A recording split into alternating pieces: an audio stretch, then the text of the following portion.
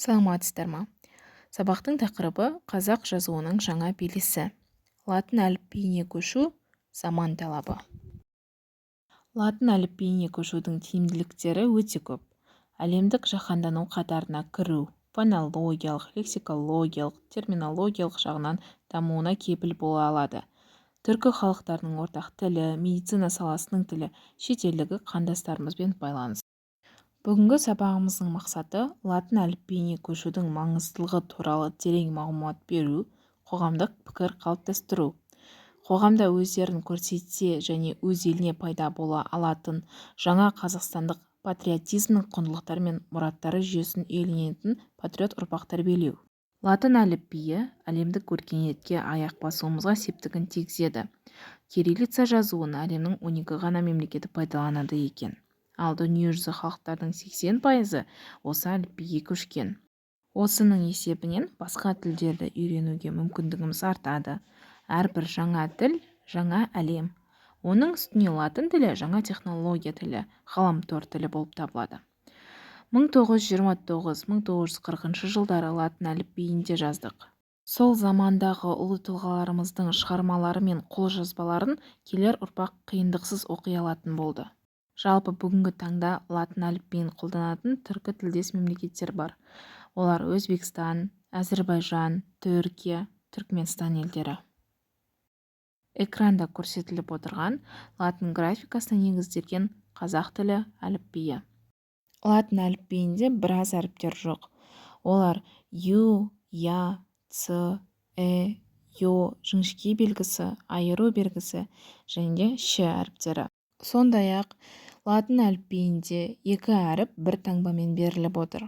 Х және де х әріптері бір х таңбасымен белгіленіп отыр.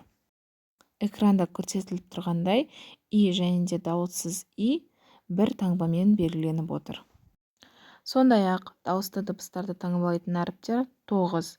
А, ә, е, о, ү, о, ү. Ал дауыссыз дыбыстарды таңбалайтын әріптер саны 23. Латын әліпбиінде и және де у әріптерінің емлесі бар. Дауыссыз және де дауысты дыбыс кезінде қалай жазылатыны экранда көрсетілген. Ай, үй, ойшыл, сәукеле, демеуші және де қайын сөздерін алдық. Кейбір кирилл әріптері мен шетелдік сөздердің емлесі. Ё әрпі Ö әрпімен таңбаланады. Мысалы, маневр, актер, амеба, дирижер, режиссер секілді сөздер. Төменде актер, амеба, дирижер сөздерінің жалғаулары жазылған. Ц және де ц әріп тіркесі с әрпі арқылы жазылады.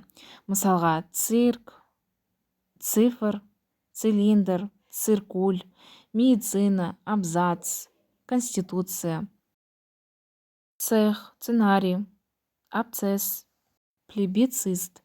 Бірақ ескертетін жағдай, қатар келген ц әрпі т, с тіркесі арқылы таңбаланады. Мысалы, пицца, ницца. ТЧ дыбыстар тіркесімен аяқталатын сөздердегі т әрпі түсіріліп жазылады. Мысалға, скотч, скетч, матч. Ш әрпі төл сөздерде ш әріп тіркесімен, ал шетелдік сөздерде ш әрпімен таңбаланады. Ащы, тұщы, кеше.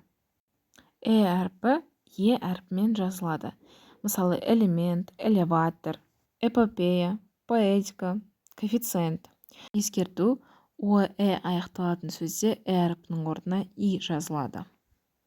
Ю әрпі у әріп тіркесімен жазылады. Аю, Юпитер, каюта. Ал дауыссыз дыбыспен жіңішке белгісінен кейін у әрпімен таңбаланады. Парашют, абсолют. Ескертетін жағдай, о және де әрпінен кейін тұрған болса, орнына у жазылады. Кию, қию. Я әрпі иа әріп тіркесі арқылы жазылады. Яғни, қоян, ялта, соя, идея. Ал дауыссыз дыбыстан кейін тұрса, а арқылы жазылады. Аккумулятор. Ескерту, о және де әрпінен кейін тұрған яның орнына а жазылады. Қияр, сия, түркия, жария. Жіңішкелік белгісі бар буынға жіңішке дауыстылардың әрпі түрту арқылы жазылады. Ескертетін жағдай, экранда көрсетілген сөздерде жіңішкелік белгісі ескертілмейді. Жіңішке белгісімен келген буын құрамында әріптері бар сөздерде жіңішкелік белгісі ескерілмейді. Акварель, стиль, лагерь, фильм. Ономастикалық аталармен мағынасына нұқсан келетін сөздерде жіңішкелік белгісінің орнына әрпі жазылады. Д және Ж әріп тіркесі бар сөздерде Д әрпі түсіріліп жазылады.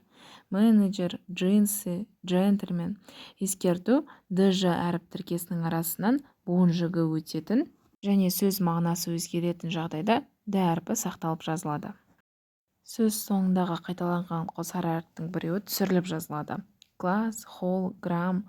Сөз ортасындағы қайталама СС, ММ, ЛЛ, ТТ, ФФ, НН және де басқа да дауыссыз дыбыстардың қосарлану арқылы жазылған сөздердің біреуі түсіріліп жазылады. Ал егер сөз мағынасы өзгеретін жағдайда бұл әріптер сақталып жазылады. Дауысты және дауыссыз имен аяқталған сөздердің соңында бір ғана и әрпі жазылады. Сөз аяғындағы СТ, СТ және ЗД әріп тіркесінің соңғылары түсіріліп жазылады. Қосымшалар үндестік заңына сәйкес жалғанады. Журналист, коммунист. Сөз соңындағы г әріп тіркесі әріпімен жазылады. Қосымшалар үндестік заңына сәйкес жалғанады. Ағылшын тіліндегі түп нұсқасындағы W әріпімен басталатын кейбір сөздер O әріпімен жазылады. WhatsApp, Wikipedia, веб-сайт. Латын графикасының негіздеу арқылы отарымыз тіл тазалығы сақталады, тіліміздің халықаралық дәрежеге шығуына жол ашады. Әліпбидегі басты артық таңбаларға қатысты емле ережелер қысқарады. Түркі әлемімен байланысты нығайтады. Нәтижесінде тілімізді тар бұғаудан босатады, жаһандануға жұтылудан сақтайды. Түйіндей келсек, Ахмет Байтұрсыновтың сөзімен ел бүгіншіл, менікі ертең үшін. Ал енді тапсырма орындайық. Бірінші тапсырма бойынша берілген мәтінді латын әліпбиі негізінде жазыңыз. Бірінші мәтін Әнұран мәтінінен үзінді. Екіншісі Абай жолы романынан үзінді. Осы үзінділердегі сөздерді алып, латын әліпбиі негізінде жазыңыз. Бірінші тапсырманы орындап болсақ, екінші тапсырмаға кезек берейік. Төмендегі әріптерді қарастырып, 12 сөз жазып шығыңыз. Келесі тапсырма: я, ю әріпімен келген сөздердің дұрыс жазылған нұсқасын көрсетіңіз. Жарияланым, қария, жымию, таяз, тақия, тою сөздері. Берілген сөздерге тиісті қосымшаны жалғаңыз. Жарияланым, қария, қияр, аяулым. Ендігі кезек студенттің өзіндік жұмысы. Рухани жаңғыру, мен елімнің ертеңімін тақырыбында латын графикасымен мақала жазыңыздар. Осымен бүгінгі сабақ тәмам. Назарларыңызға рахмет.